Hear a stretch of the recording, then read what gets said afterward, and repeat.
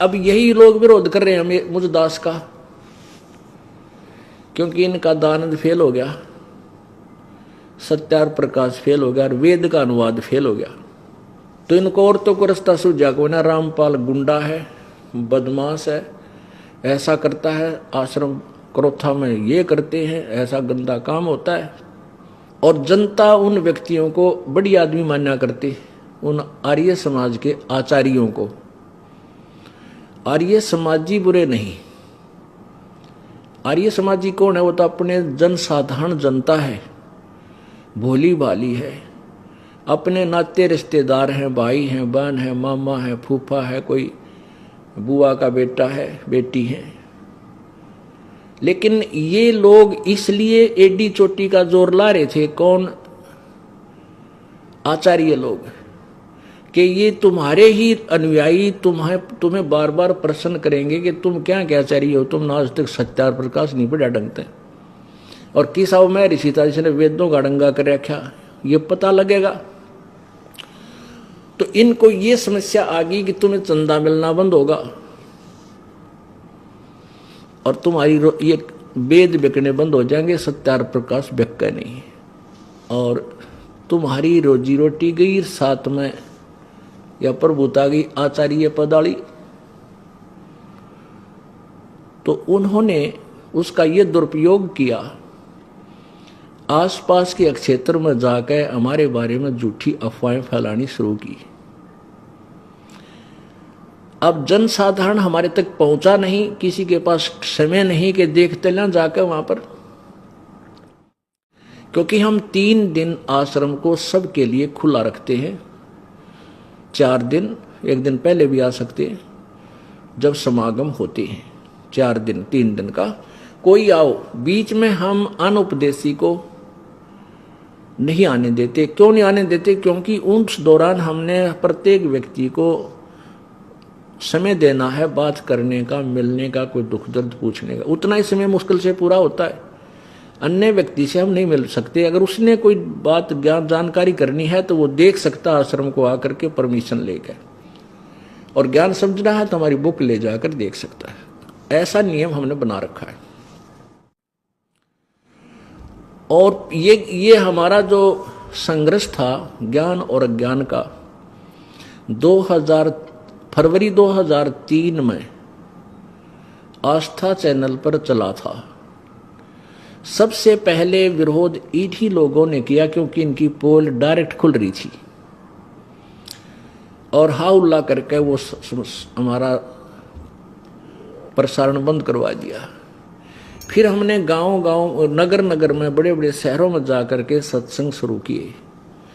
इन्होंने अन्य वर्ग को फिर और भ्रमित करके, यमुनानगर हम सत्संग कर रहे थे हरियाणा में, तो वहाँ हमारे साथ फिर ऐसे बदतमीजी करवाई, दुनिया को भरमा कर वहाँ विरोध करवा दिया। तो हमने झगड़े के डर से कि ये लोग चाहते हैं इनका तनाश हो लिया, क्यों रोजी रोटी गई इनकी, ये हमारा करवाना चाहे हैं।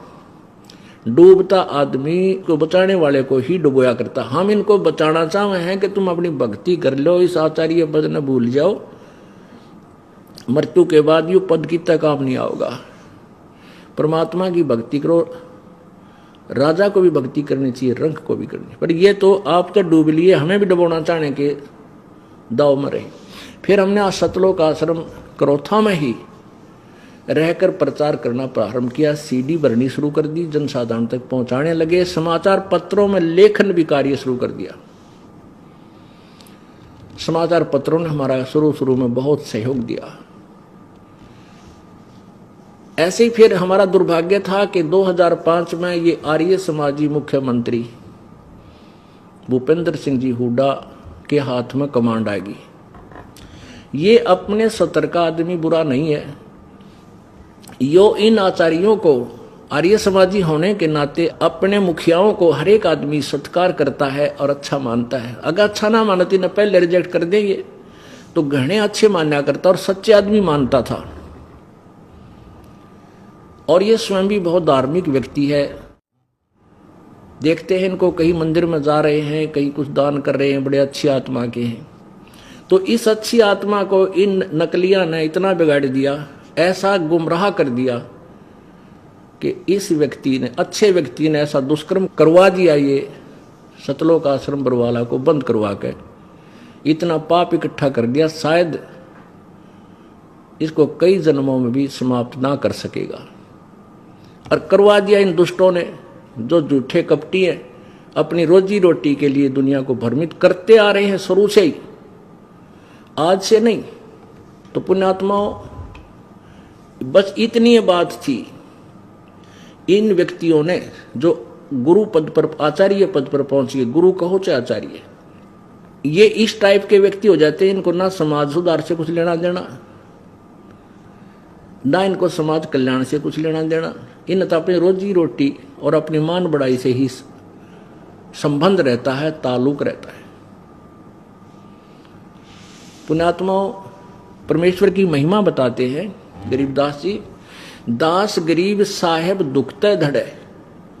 परमात्मा उस तरफ होते हैं जो सच्चे होते हैं, सत्य पर डटे होते हैं। भगवान के भक्तों का मार्ग दुखदा होता है, यानी भारी पलड़ा होता है। और सांसारिक दृष्टि से हम मानते हैं राजा को सबसे बड़ा भारी, लेकिन भगवान की दृष्टि से मैं भगत सबसे बड़ा, उसके हृदय का टुकड़ा होता है। जैसे प्रहलाद के साथ क्या हुआ था, प्रहलाद का और उसके पिता का यही रोड़ा बन गया। प्रहलाद कहता था कि पिताजी, पहले तो मैं आपका पुत्र हूं, मुझे ये विरोध करना ही मेरी नालायकी है, अगर झूठा कर रहा होता मैं। लेकिन परमात्मा परमात्मा है, आप एक जीव हो और आपने केवल परमात्मा की भक्ति करके थोड़ी सी शक्ति चार्ज कर रखी है, बैटरी चार्ज कर रखी है।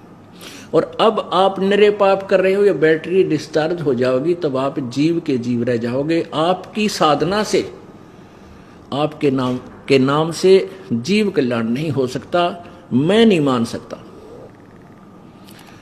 अब उस मान बढ़ाई के भूखे ने, हिरण्यकशिपु ने देखा कि उनके उन गुरुओं ने भ्रमित किया कि राजन, आपका ही बेटा नहीं मानेगा तो जनता आपको कैसे आदर देगी। अब राजा ने अपनी मान बढ़ाई की खातिर अपने बेटे को मारना भी उचित समझ लिया। अरे तेरा गजब हो, कुछ भी बुद्धि से काम नहीं लिया और वो यातनाएं दी, कलेजा हिल जाता है उस प्रहलाद के दुख को सुनकर। और सहयोग दिया उसकी बुआ ने भी, सब संबंधियों ने भी उसको मारने में सहयोग दिया, लेकिन फिर भी वो सफल नहीं हो पाए। क्योंकि जिसके सिर पे प्रभु का हाथ होता है, उसको मारने में व्यर्थ प्रयत्न करने वाले अपने पाप कमाया करते हैं। और जब हद से बात होगी, उस परमेश्वर ने स्वयं आना पड़ा और उस पाप आत्मा की आंत काट के फेंकना पड़ा, मारना पड़ा, स्वयं आना पड़ा मालिक ने। तो पुण्यात्माओं, परमेश्वर ने वो दया की है। अब सत्य की विजय हुई। सतलोक आश्रम क्रोथा हमें बाई इज्जत हाई कोर्ट से वापस प्राप्त हो गया है। उसको बिल्कुल बर्बाद कर दिया इन लोगों ने, सारा सामान चुरा लिया, प्रशासन ने चोरी करवाया। पुलिस वहां बैठी है और एसी तक उतार कर ले गए। क्या वह गोज मंगाल के ले गए? इन्हें खुद उतरवाए हैं। तो वो तो हम इन पे केस डाल दिया है और फिर दोबारा डालेंगे। शॉर्टेज जितनी मिलेगी इनको नाकुचने चुबाएंगे। ये आगे किसी को फिर ऐसे खुल्लम खुल्ला तंग नहीं करेंगे। सब आगे आनी जनता को भी सुख होगा इससे। अब प्रसंग चल रहा है कि वो परमात्मा सतलोक से चलकर आता है। वो परमात्मा पूर्ण ब्रह्म इस यथार्थ मार्ग को, यथार्थ ज्ञान को देने के लिए स्वयं चलकर आता है।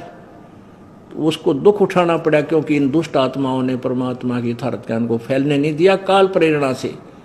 और काल ने इनके अंदर वो बैड मैटर फीड कर दिया, स्वार्थ, मान बढ़ाई।